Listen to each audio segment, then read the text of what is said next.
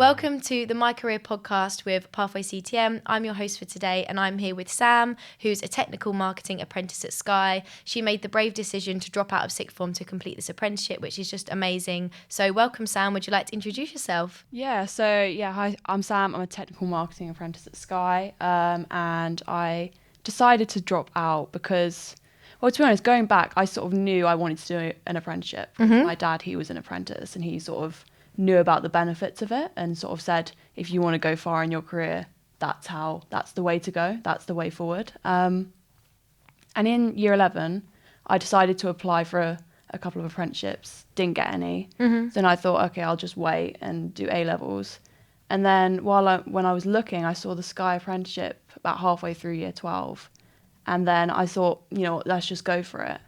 And then, I think about this time last year, I got the call that I got the apprenticeship. So, I took the decision to stop doing my A-levels and then join Sky, Yeah, that's amazing and so brave. And what did your kind of teachers, parents say about that? How did they feel that you were kind of leaving in year 12? Because it must have been a bit of a difficult decision. Yeah, I think obviously, like I said, my parents, they were very up for it. They obviously knew about the benefits of apprenticeships and sort of, where they can get you.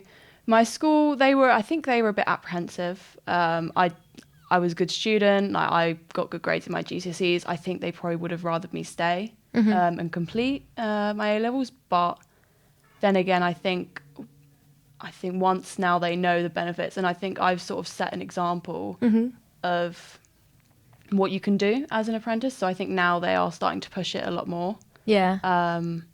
Which is really good. But I think at first they were a bit apprehensive and didn't want me to go. But I mean, it is what it is. Yeah, I'm here. Exactly. And have you gone back into your school? Have you had conversations with them at all? I've spoken to a lot of my friends still. I've been working on trying to get back in, maybe do a couple of talks sort of with like the year 11s, year 12s, maybe just to maybe not convince them, but just show them that there are other options and the going to uni sort of straight linear pathway that you're taught most of the time. So. Yeah. Cool. So what kind of point was it in year 12 that you thought, maybe this isn't for me? I'd probably say maybe sort of when it was the sort of exam season, I was like, because I knew I wanted to go into sort of like marketing and stuff. And I was thinking to myself, do I really need to do all these exams to end up in marketing? And to be honest, the straight answer is no, you don't really need to. You can go into marketing from any career, basically. So then I was sort of like, okay, well, if I don't need to do all these exams, then why don't I just try and take the practical route down an apprenticeship? Yeah, and how many apprenticeships did you apply for at that time? And were they all kind of based around marketing? What kind of programs were they? So I think overall I probably applied to about 25 programs.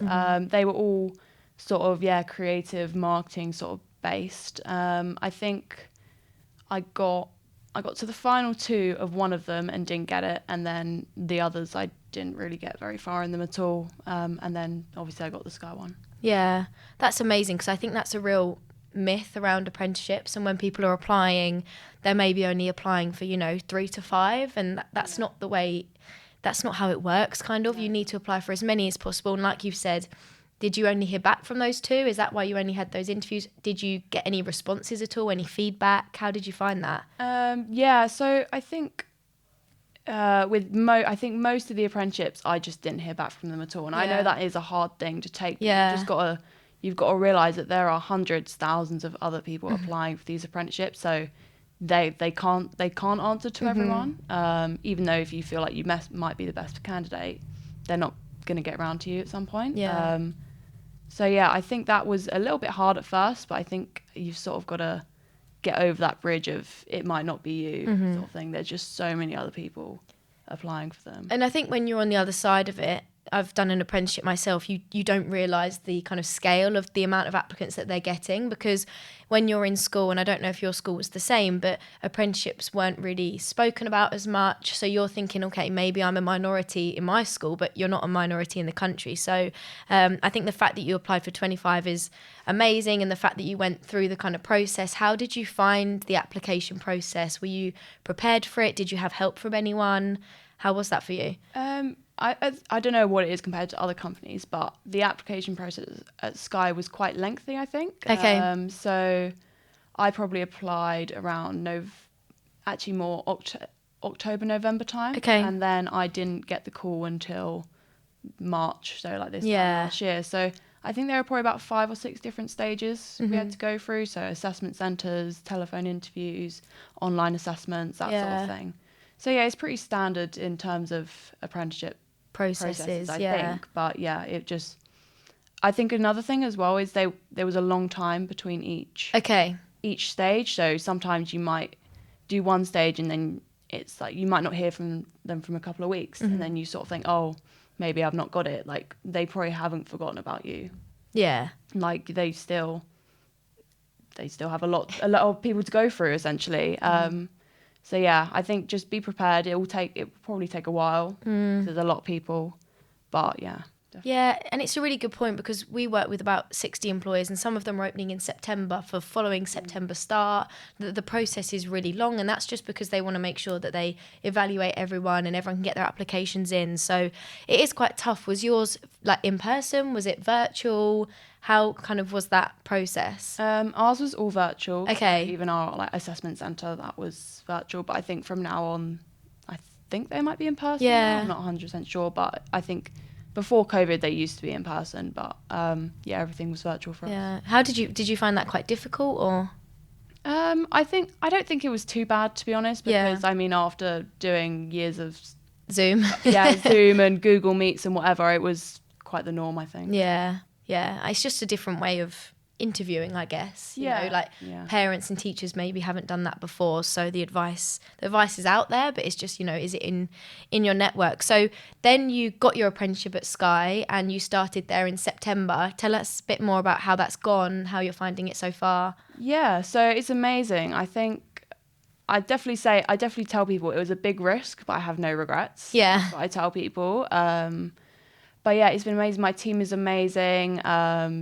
The early careers team at Sky are amazing. They're always there to help. If you have any queries, like even if it's like a stupid question, you got to ask it. But yeah, everyone's so nice there. And I think in terms of the learning side of it as well, it's actually been really useful, really helpful. You're learning lots of practical stuff that you can take into your job, even if it's not directly. So let's say for like marketing, we might be looking at, I don't know, paid ads on social media, something like that. I don't directly do that, but some of the learnings and the themes I can take from that I can use in my job, which I think is really good. Like the theory is really useful for you. Yeah. And that's a big thing in comparison to your A-levels, I guess, because maybe the subjects you couldn't really see a future with them, but this is something that you're learning in real life. I know a lot of people ask us about kind of the studying and the working at the same time and the work-life balance. How do you manage that? Do you have like one day a week, or how does that work at Sky and on your program? Yeah, so on my program, because it's a level 3, they say you usually have about 6 hours a week. Studying. So managers are really flexible. You can either take a day or just sort of do it when you have spare time. So with our team at Sky, we have Wednesday mornings and Friday afternoons where we try and have no meetings put in. So usually then that's when I'm utilising my time to do the studying at the same time. Yeah. So yeah, that's how I work around it. But there's loads of different ways to do it. Yeah. And just trying to kind of clarify for listeners that level 3 is equivalent to A-levels and is your programme. So they're usually 18 months to 2 years. How long is yours? Yeah, so mine is 2 years, but I think once you receive the qualification, because you roll off onto a permanent position, that could be anywhere in Sky. You have between January and September to find a job. If you find that earlier, then that's fine. You can roll off the program early. If you don't, then that's fine. You can just wait until September. Yeah. And what's the exams? Like, how many do you have to do? How long are they? Where do you do them? Are they online, in person? Yeah, so we do 3 exams. One is a marketing principles, which I had on Monday, and that was online, multiple choice, 40 questions, and you have an hour to complete it. Okay. The pass mark, I believe, is 26 out of 40. So yeah, and then you can retake it 4 times. So it's not, if you don't pass, it's not a big deal. Yeah, not the end of the world. Then we also have a coding exam, which is in the exact same format, but slightly fewer questions, and I think you have half an hour to do it. And then we have a Google Analytics course that we take, and there's a quiz at the end of that, and we get a qualification after that. Cool. So really kind of useful for the future where you go after your career.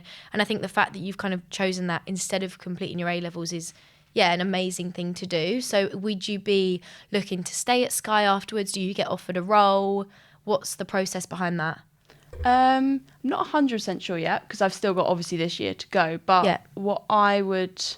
I think the process is sort of, you can stay at Sky and then you sort of have a look around, see where roles are. I think you can, if you rotate, you can go back into a team, I think, if there's a spot open, or mainly just wherever there's a spot open. And I think what I've heard is the early careers team, they will work with you. If you can't find anything, they will find something for you. They will make a position for you.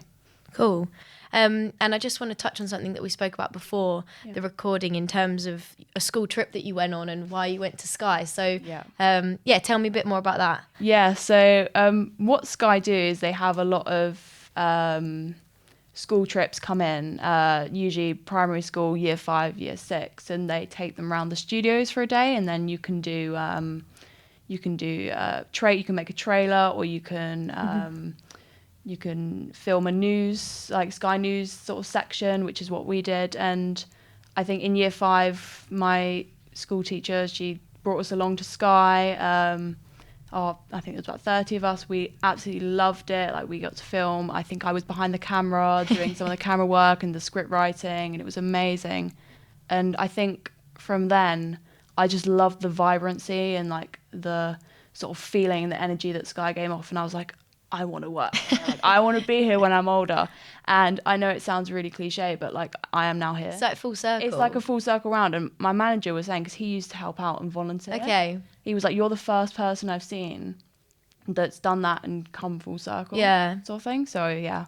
I think and that was in primary school. Yeah, year 5. So it just shows that the impact that employers can have on a young person by just bringing them into the offices. And I think since COVID, it's so important that people are going out into offices and seeing what they're like, because that made such an impact on you that you've remembered it, all these years later, and now you work there. So that's such an amazing story. Yeah. It's just the fact that that kind of impacted you, and you made a trailer, and then you went on to apply for an apprenticeship and got it. I think it's kind of an ideal scenario for a lot of employers, and that's why they do the work that they do with schools. Yeah. So how did you find this apprenticeship at Sky? Where were you looking? Did you have any support around that? Where did you find it? So originally I started using the government website, because all employers can put their apprenticeships on there. And then I think I found one from the BBC on there, and I was like, okay, so there are these big companies that are offering apprenticeships. What other companies are out there that might offer apprenticeships? So I started doing my own research, looking into like Channel 4, ITV, seeing what they offer. And then I came across Sky and had a look at the programs. I was like, these look amazing. Why not apply for it? Yeah, that's so good. And I also want to touch on something around kind of being a girl in a tech industry.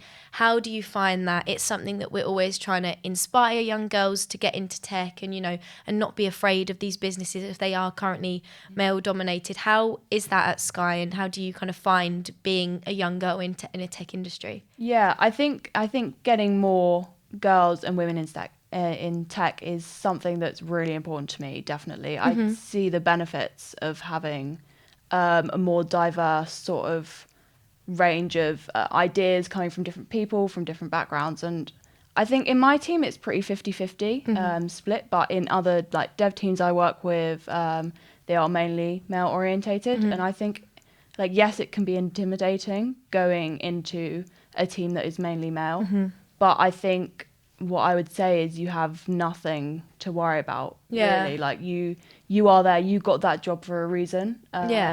You should be proud of that, and you should be putting your ideas forward, and you should be confident. But at Sky, what we also have is a network called Women in Tech. Cool.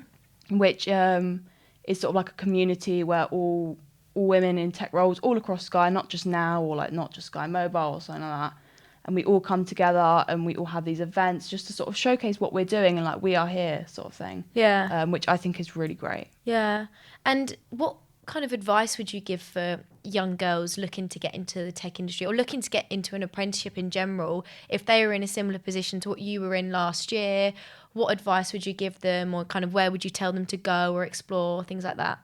I think the first piece of advice I would say is don't be, if you want to go for an apprenticeship, be sure that's what you want to do. Okay. Because there is obviously movement and stuff like within like companies and stuff. But if you decide you want to do a marketing apprenticeship, you finish that and then you say sort of, oh, maybe I don't want to do marketing anymore.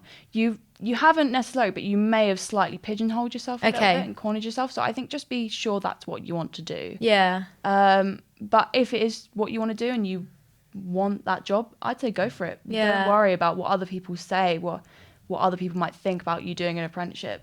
Because ultimately you will most likely be in a better position than people. And how did you know that marketing was what you wanted to do? Because we speak to so many young people, not just girls, who say, I really don't know what I want to do. How did you kind of narrow that down?